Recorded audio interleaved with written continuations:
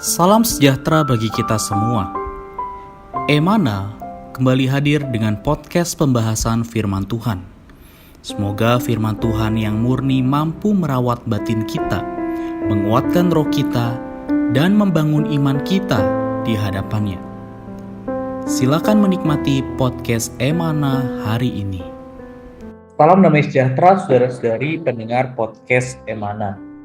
Puji syukur kepada Tuhan. Pada hari ini kita dapat kembali lagi menikmati porsi ayat bacaan firman Tuhan. Bersama dengan saya, Saudara Richard, dan juga Saudara Heri. Halo Saudara Heri. Halo Saudara Richard. Puji Tuhan, kita bisa berjumpa kembali ya dalam renungan podcast Emana ini. Amin. Puji Tuhan.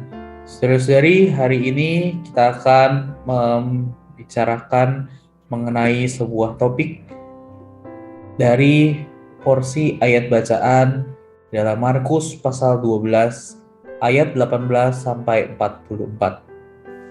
Secara khusus ini membicarakan mengenai sebuah topik yaitu mengasihi Allah. Topik ini berasal dari sebuah ayat di dalam Markus pasal 12 ayat 30. Kasihilah Tuhan Allahmu dengan segenap hatimu dan dengan segenap jiwamu, dan dengan segenap akal budimu, dan dengan segenap kekuatanmu. Di sini ada sebuah kutipan. Satu perkara yang besar dalam kehidupan orang Kristen adalah mengasihi Allah. Tidak ada pengajaran manapun yang mengajarkan hal sedemikian. Dalam Markus pasal 12 ayat 30 inilah Tuhan Yesus mewahyukan perkara mengasihi Allah. Mengapa kita perlu mengasihi Allah? 1 Yohanes 4:19 memberitahu kita bahwa kita mengasihi karena Allah lebih dahulu mengasihi kita. Allah menjadi manusia dan tersalib bagi kita adalah salah satu bukti Dia mengasihi kita hingga puncaknya. Sehingga adalah hal yang logis, masuk akal, dan sewajarnya ketika kita memiliki respon untuk mengasihi Allah. Lalu bagaimana kita mengasihi Allah? Tuhan Yesus memberitahu bahwa kasih kita kepada Allah haruslah kasih dengan standar tertinggi. Kasih dengan segenap jiwa kita, segenap akal budi kita, dan segenap kekuatan kita. Saudara-saudari, yang Allah kehendaki di atas diri kita adalah kita mengasihi Dia. Apapun kondisi kita tetap harus mengasihi Tuhan. Bagaimana pandangan Saudara Heri terhadap kutipan ini?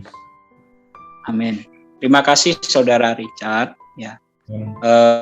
Kalau kita lihat latar belakang dari kisah ini kan ada orang banyak dan ada yang bertanya kepada Tuhan hukum yang paling utama dan yang pertama apa? Dan Tuhan mengatakan hukum yang utama dan yang pertama adalah mengasihi Tuhan Allahmu dengan segenap hatimu dan dengan segenap jiwamu dan dengan segenap akal budimu dan dengan segenap kekuatan. Ya, jadi ini adalah satu hukum. Ketika kita berbicara tentang satu hukum, maka ini adalah satu ketetapan yang harus kita lakukan. Artinya mengasihi Tuhan haruslah ada di dalam hidup kita sebagai orang Kristen. Amin. Nah, tapi kita bisa mengasihi Tuhan. Itu karena apa? Kasih Tuhan terlebih dahulu yang mendapatkan kita. Amin. Seperti yang dikatakan oleh Rasul Yohanes pasal 4 ayat 19 kita tahu bahwa kasih Tuhanlah yang mendapatkan kita sehingga kita bisa mengasihi Tuhan kembali. Kasih Tuhan yang bagaimana sih? Kasih Tuhan adalah kasih yang berkorban. Dan pengorbanan Dia, selain supaya kita dilepaskan dari kebinasaan yang kekal, tapi sebenarnya pengorbanan Tuhan adalah untuk supaya Dia mendapatkan kasih kita. Wujud kasih Tuhan terhadap kita, Dia datang menjadi manusia, Dia mati terpaku di atas kayu salib. Itu adalah bukti kasih Tuhan terbesar.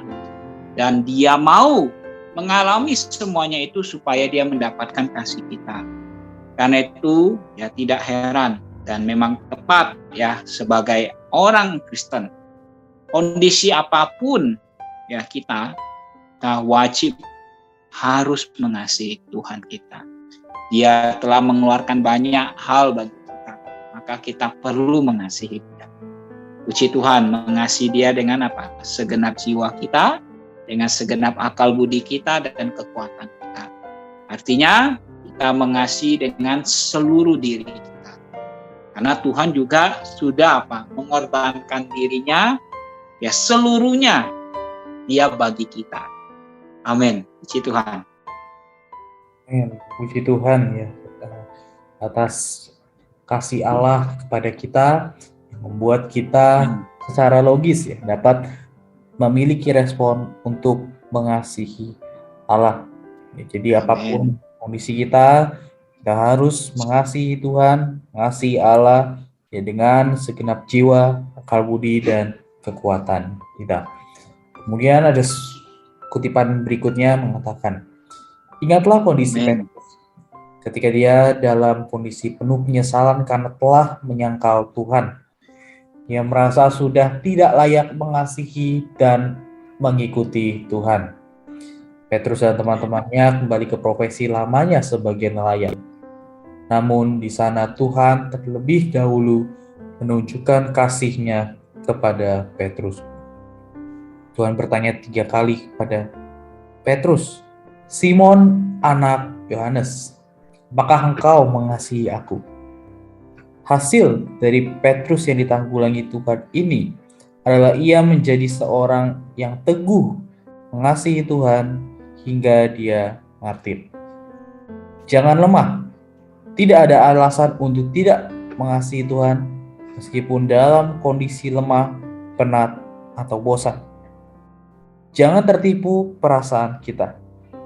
Ingat, Tuhan tidak memerintahkan kita untuk mengasihi Dia dengan segenap perasaan kita. Bagaimana tanggapan saudara?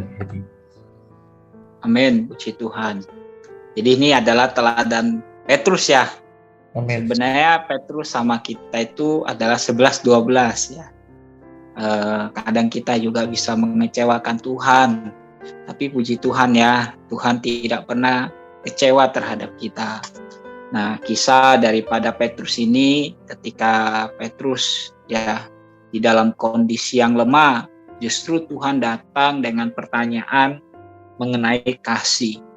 Ya, bahkan Tuhan yang menanyakan pertanyaan yang sama sebanyak 3 kali, apakah engkau mengasihi aku? Itu menandakan Tuhan tidak mempermasalahkan bagaimana kondisi kita. Tapi yang Tuhan ya ingin dapatkan adalah kasih kita. Yang Tuhan ya ingin ya bisa di atas diri kita, anak-anaknya adalah kita boleh mengasihi Dia. Karena itu ya kita sebagai anak-anak Tuhan, saya rasa perkataan paling manis di atas muka bumi ini adalah perkataan Tuhan, aku mengasihi.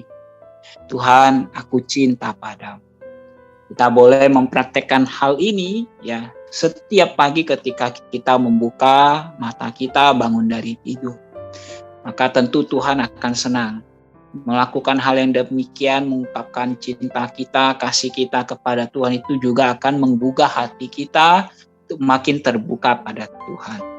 Ya, karena itu memang sebagai orang Kristen ya kita perlu dilepaskan ya akan perkara ditipu oleh perasaan kita. Tapi kita perlu belajar senantiasa menyatakan cinta kita bagaimanapun situasi dan kondisi dan perasaan kita. Amin, puji Tuhan. Amin, puji Tuhan.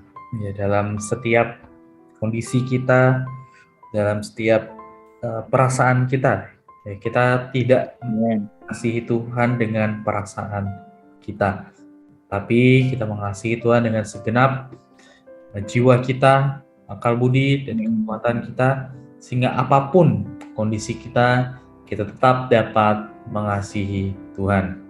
Baik, sebagai penutup kesimpulan, Saudara Heri dapat memimpin kita di dalam doa. Amin. Mari kita satu di dalam doa. Tuhan, terima kasih padamu, kami ucap syukur firman-Mu. Tuhan menjadi terang bagi kami, Kau mau kami mengasihi Dikau. Tuhan, dengan seluruh apa adanya diri kami. Kasih kami sangat penting bagi Dikau. Tuhan, Dikau berkorban supaya Dikau mendapatkan kasih kami. Tuhan, kami persembahkan diri kembali padamu. Kami mau mengasihi Dikau dengan seluruh apa adanya diri kami. Terima kasih padamu Tuhan. Tuhan, kami cinta padamu. Amin. Tuhan. Terima kasih Saudara Eki atas sharingnya hari ini. Tuhan Yesus memberkati. Amin. Terima kasih Saudara Richard. Tuhan memberkati. Amin. Sekian pembahasan firman porsi hari ini. Sampai jumpa di podcast berikutnya. Jangan lupa untuk download aplikasi Emana pada handphone Anda untuk manfaat yang lebih banyak.